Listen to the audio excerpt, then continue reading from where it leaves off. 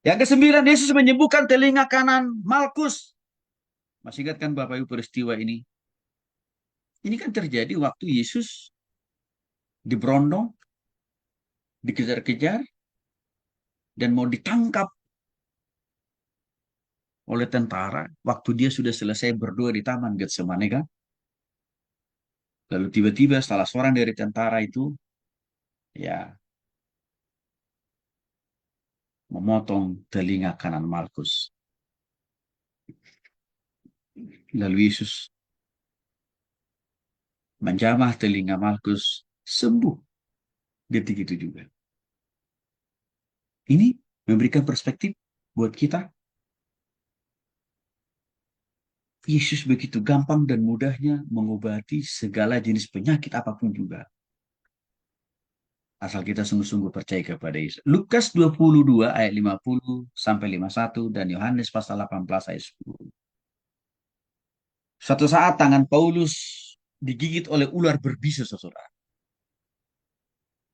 Dan ular itu sampai menggantung di jari Paulus selama beberapa menit. Lalu gak lama kemudian dia buang ular yang menggigit tangannya. Menurut orang-orang yang melihat peristiwa itu, pastilah Paulus nggak lama pasti akan demam, ujungnya koit mati. Tapi apa yang terjadi? Paulus tidak demam, bahkan tidak mati pula, bahkan makin sehat, bugar dia. Apakah ular itu bukan ular berbisa? Sangat-sangat berbisa, saudara. Karena itu dijelaskan dalam Bilangan pasal 21 ayat 8 sampai 9 dan Kisah Para Rasul 28 ayat 3.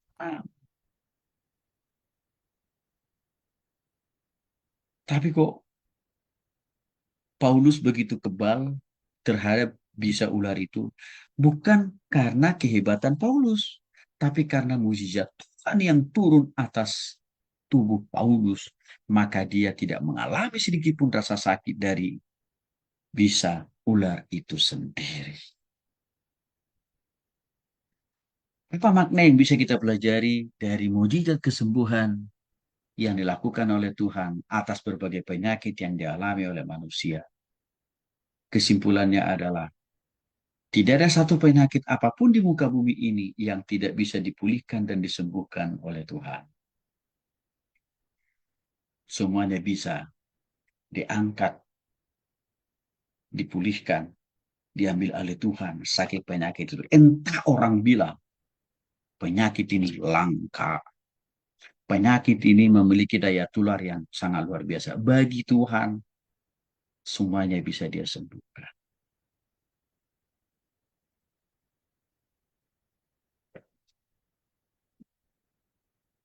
Ini penting kita pahami. Bisa nggak kita mengalami mujizat seperti yang dialami oleh orang-orang ini? Oh, sangat bisa. Karena Tuhan kita sama kok kuasanya dulu sekarang sampai selama-lamanya. Tapi ada bagian kita Bapak Ibu yang harus kita lakukan. Sungguh-sungguh bertobat, sungguh-sungguh lahir baru, sungguh-sungguh berubah, sungguh-sungguh taat. Kan itu kuncinya. Jadi syarat yang Tuhan buat itu nggak sulit-sulit amat sebenarnya. Enggak. Yang berikutnya, jejak yang Yesus lakukan dalam mengusir setan atau sipolis. Waktu Yesus menyembuhkan orang bisu, dan kebisuan dia itu karena ada simbolis. Bahasa kampung saya ada si begu atau setan yang merasuki orang itu. Sehingga dia tidak bisa bicara normal seperti kita. Tapi waktu Yesus menghardik, mengusir setan yang ada di dalam diri orang bisu ini, akhirnya si begu atau si setan itu pun juga lari terbiri-biri. Dan hasil akhirnya orang ini pun bisa bicara normal seperti Bapak, Ibu, dan saya. Matius pasal 9 ayat 32 dan sampai ayat 33. Lukas pasal 11 sampai 14 menjelaskan hal itu untuk mengingatkan kita bahwa Tuhan kita itu kuasanya sama. Masih ada sampai hari ini. Yang kedua, waktu Yesus menyembuhkan orang buta. Lagi-lagi plus bisu dia. Sebab penyebab orang ini kenapa harus buta, ditambah bisu, tidak bisa bicara, karena setan yang menghalangi matanya melihat, karena setan yang mengendalikan mulutnya untuk tidak bisa bicara. Tapi waktu Yesus datang dan menyembuhkan orang ini, sembuh pula dia dan bisa melihat dan bahkan bisa bicara lancar. Menunjukkan bahwa kuasa atau mujizat Yesus itu luar biasa. Matius 12 ayat 22 menjelaskan itu kepada kita. Yang ketiga, Yesus menyembuhkan anak perempuan Kanan. Ini juga dicatat baik-baik dalam Matius pasal 15 ayat 21 sampai 24. Bahkan waktu Yesus menyembuhkan orang yang kerasukan setan di rumah ibadah di gereja. Ah, ini keren nih Bapak Ibu. Seringkali kita berpikir di gereja nggak mungkin simbolis datang gitu ya Bapak Ibu ya. Ini simbolis datang di gereja Bapak Ibu. Di rumah ibadah Kapernaum. Jadi jangan kita berpikir simbolis takut datang ke gereja. Simbolis takut datang ikut ibadah. Enggak. Simbolis takut mengganggu orang yang beribadah. Enggak. Dia senang mengganggu. Apalagi orang melayani. Karena terbukti di Markus pasal 1 ayat 23 sampai 26. Orang di gereja Bapak Ibu. Simbolis datang. Untuk apa? Merasuki orang yang sedang beribadah. Maka Yesus harus turun tangan. Menyembuhkan orang yang kerasukan itu dan akhirnya orang itu pun sembuh. Lalu si begu atau si setan atau si mbak Lucifer itu lari terbirik-birik. Jadi tidak gereja tidak selalu tempat yang aman juga.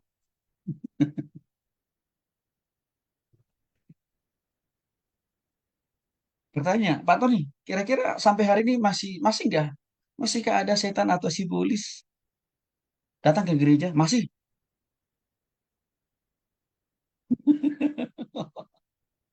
Ya, masih. Masih sering kok hari-hari ini sibolis datang ke gereja. Masih sering kok sibolis datang ke gereja untuk orang beribadah pakai melayani Bapak Ibu. Contohnya apa? Orang ngantuk. Dari awal, pertengahan, hingga akhir ibadah, apalagi khotbah, ngantuk. Berarti sibolis yang bekerja dalam diri orang. Orang sibuk orang pikir padahal di penyembahan dengan firman Tuhan, sibolis yang bekerja dalam diri orang itu. Orang yang sibuk update status. Nih, gue lagi ibadah nih. Di ruang gereja. Itu adalah bentuk kehadiran setan yang menguasai diri orang itu.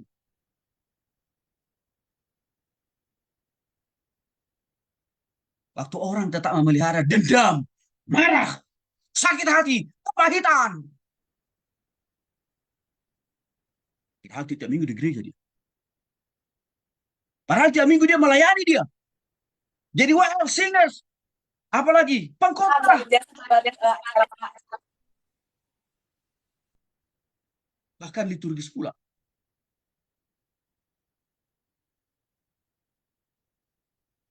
Siapa bekerja dalam diri mereka? Tidak lain, tidak bukan Simonis.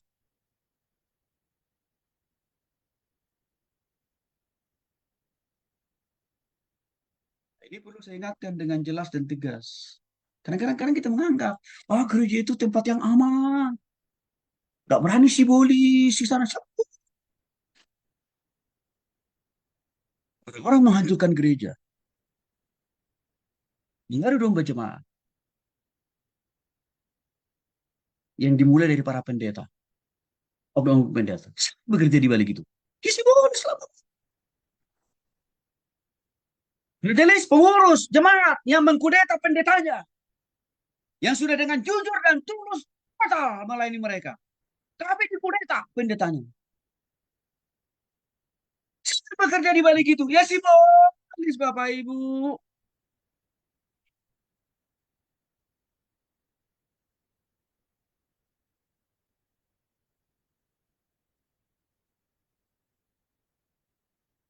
Ya, suatu saat ada seorang suatu saat Bapak istilah saya khotbah di gereja.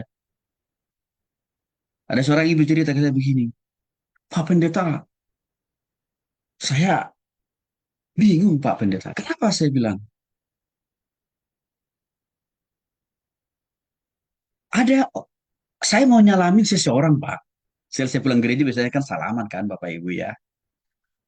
Tapi waktu saya mau dekati orang ini untuk salam dia, orang ini buang muka Pak Pendeta.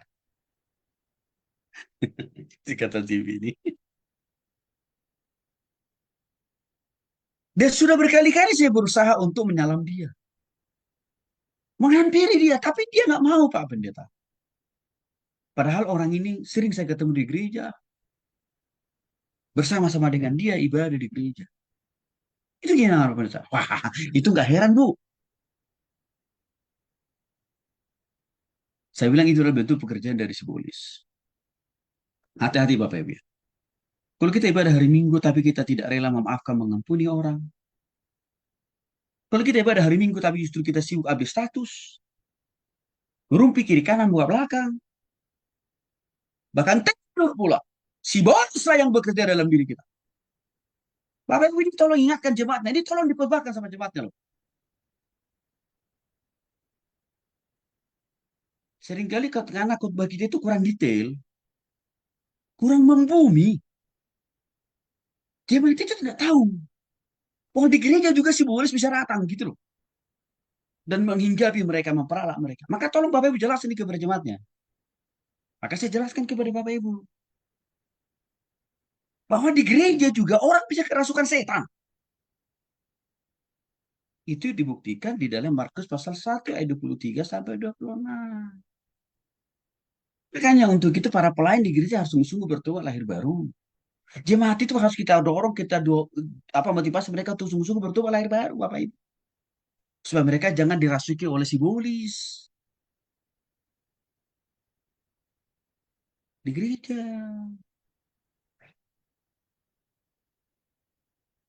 Bentuk-bentuk kehadiran setan di gereja itu kan macam-macam sekarang. Kenapa terjadi korupsi di gereja? Kan karena setan juga yang bekerja. Kan gitu. Kenapa orang memperebutkan kekuasaan dan posisi di gereja, di pelayanan? Simbolis juga kan yang bekerja. Jika pernah seseorang eh, Bapak katakan begini, Pak Tony, saya semakin dalam melayani Tuhan. Semakin dalam saya belajar dari Pak Tony. Akhirnya saya berkesimpulan, Pak. Lebih ngeri loh rupanya ya, Pak. Melihat kehidupan orang-orang yang mengatakan diri melayani Tuhan di gereja dibanding daripada orang-orang yang hidup di dunia sekuler. Oh ya, sangat ngeri. Kalau di dunia sekuler, kita berhadapan dengan orang-orang belum bertobat kan Bapak Ibu. Maka akhirnya kita berpikir wajar saja kalau kita menemukan banyak menemukan para penipu, perampok di dunia sekuler kan gitu. Tapi ironis di dalam gereja, yang notabene kita sama-sama di sana berdoa, baca Alkitab, sama-sama layani pula, tapi dendam, kepahitan, kemarahan, korupsi, subur.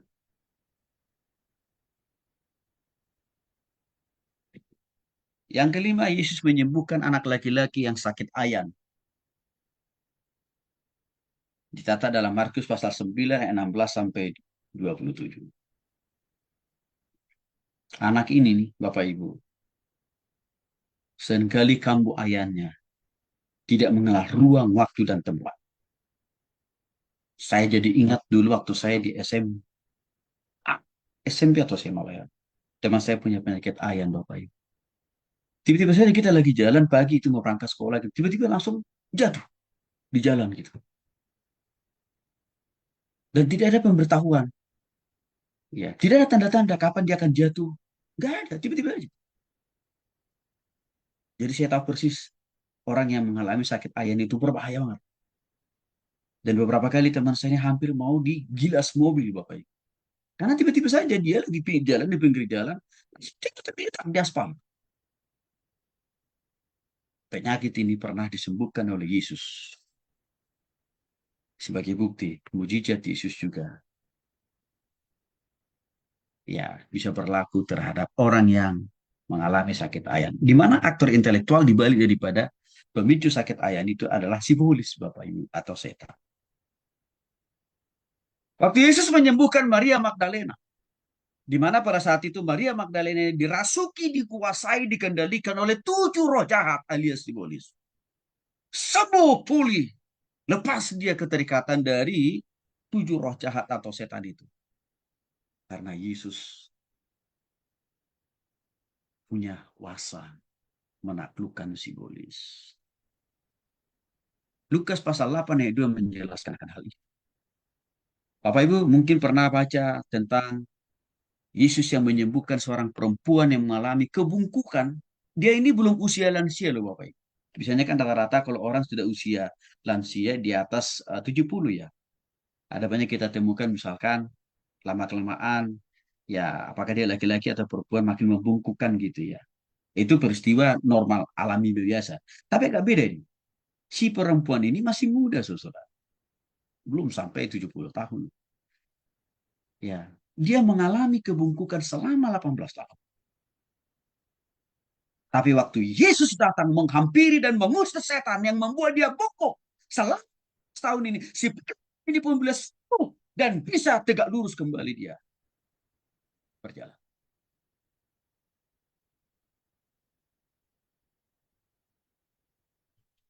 Yesus juga menyembuhkan orang-orang dirasuki setan. Pada waktu ya Filipus memulai pelayanannya di kota Samaria. Tiba-tiba banyak orang yang kesurupan waktu itu. Karena rupanya di daerah itu, di kota itu, banyak orang yang memuja-muji atau mempertuhankan setan.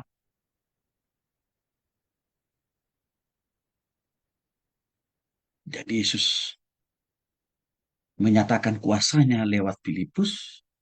Akhirnya orang-orang yang kerasukan di kota itu, di tempat itu, sembuh total. Saya jadi ingat Bapak Ibu. Kurang lebih 5 tahun yang lalu.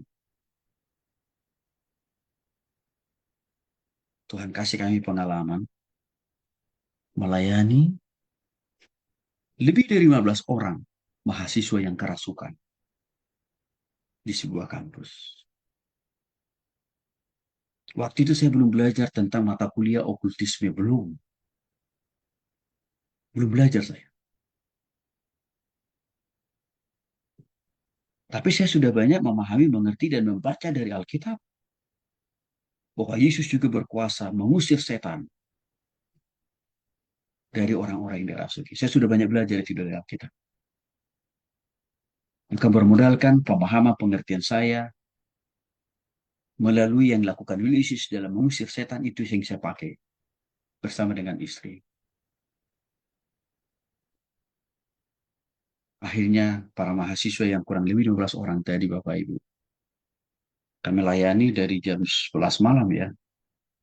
Baru selesai di atas jam 1. Puji Tuhan mereka sembuh.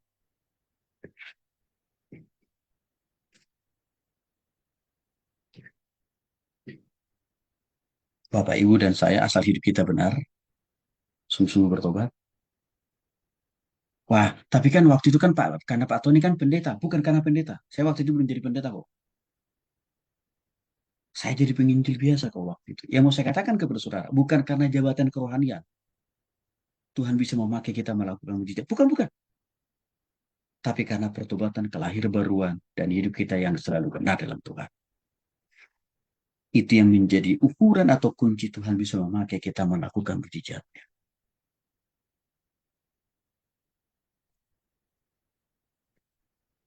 Yesus juga menyembuhkan hamba perempuan yang dirasuki roh nujum. Roh nujum itu kan berarti roh perdukunan ini. Di kisah para rasul 16, 16 sampai 18. Itu sembuh Bapak. Karena rupanya yang menguasai si perempuan ini tidak lain tidak bukan adalah si begu atau si setan atau simbah Lucifer. Pemaknaan apa yang bisa kita belajar dari mujizat yang dilakukan Yesus dalam rangka mengusir setan? Satu,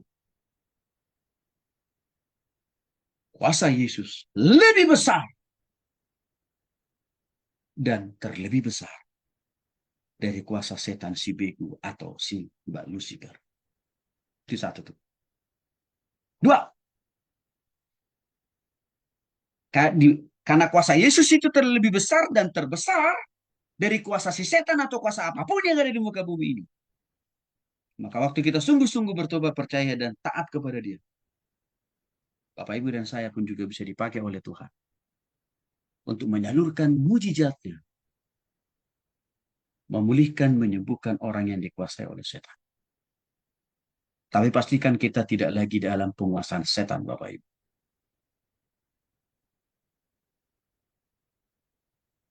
Maka yang ketiga, kita tidak perlu takut terhadap namanya setan. Kami pernah alami tinggal di rumah bekas orang bunuh diri. Dan selama bertahun-tahun rumah ini tidak ada orang yang nempati. Padahal ditawarkan harga kontrakannya sangat murah, Bapak Ibu. Kenapa tidak ada orang yang berani? Karena orang udah tahu lingkungan sekitar rumah itu tempat orang bunuh diri. Alias rumah itu banyak setannya atau banyak hantunya. Rumah itu sudah sangat terkenal dengan istilah rumah hantu. Ketika kami memulai pelayanan kami di Jatinangor, Bapak Ibu, Tuhan mulai dari rumah hantu itu.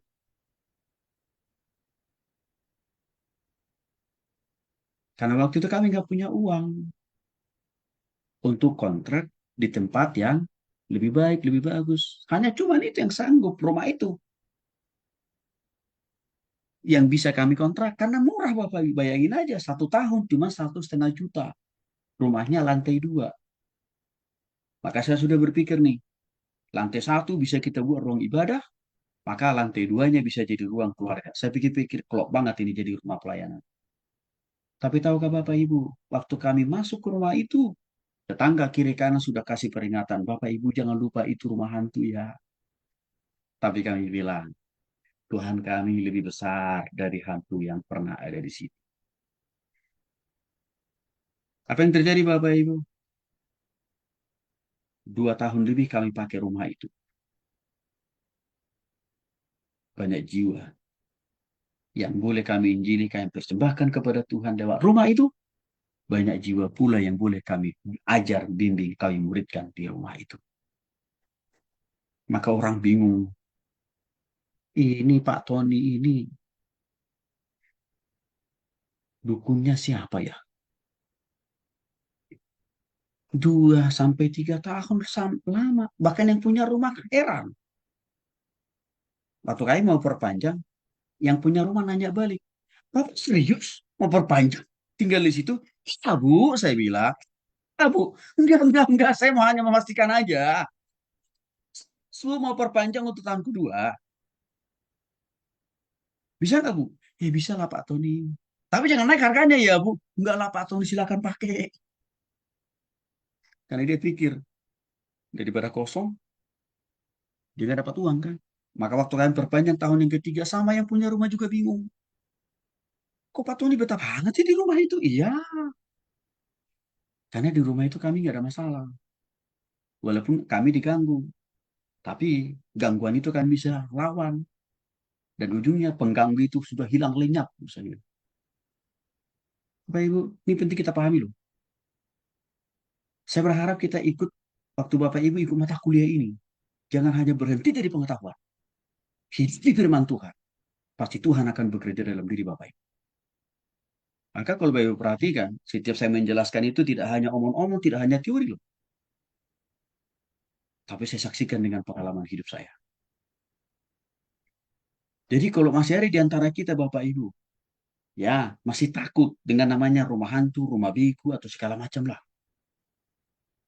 Masih enggan ngontrak di rumah tusuk sate. Ada yang salah di kita.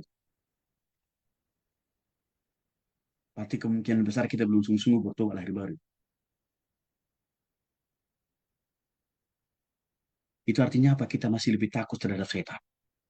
Kita masih lebih percaya sama simbolis daripada sama Tuhan. Sebenarnya adalah mujizat kebangkitan.